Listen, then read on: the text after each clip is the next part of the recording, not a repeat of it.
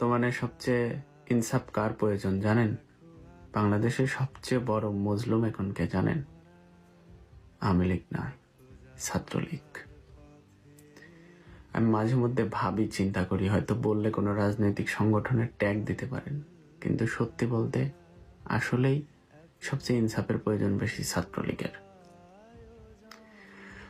যেসব ছাত্রলীগ যারা নিম্নবিত্ত মধ্যবিত্ত যারা রাজনীতি করে, যারা বঙ্গবন্ধুরে ধারণ করে, যেসব ছাত্রলীগের কর্মীরা যারা জীবনে কোনোদিন 1 টাকার সুবিধা নেয়নি আওয়ামী লীগ থেকে, জীবনে কোনদিন কোনো চাকরির সুবিধা নেয়নি, কোনো কিছু সুবিধা নেয়নি, একদম নিম্নবিত্ত মধ্যবিত্ত ফ্যামিলি থেকে উঠে আসা, বাবা হয়তো কোনো ওয়ার্ড আওয়ামী লীগের সঙ্গে জড়িত বা নীতি আদর্শভাবে বঙ্গবন্ধুকে ধারণ করে, যে ধারণ করে কারণ ছাত্রলীগের 17,000 কর্মী মুক্তিযুদ্ধে অংশগ্রহণ করেছিল, শহীদ হয়েছিল, ভাষা আন্দোলন মানে আমাদের যে লাল সবুজের পতাকা সেটির ডিজাইন করেছিল, বাংলাদেশের নাম দিয়েছিল ছাত্রলীগ, এই জন্য হয়তো করে।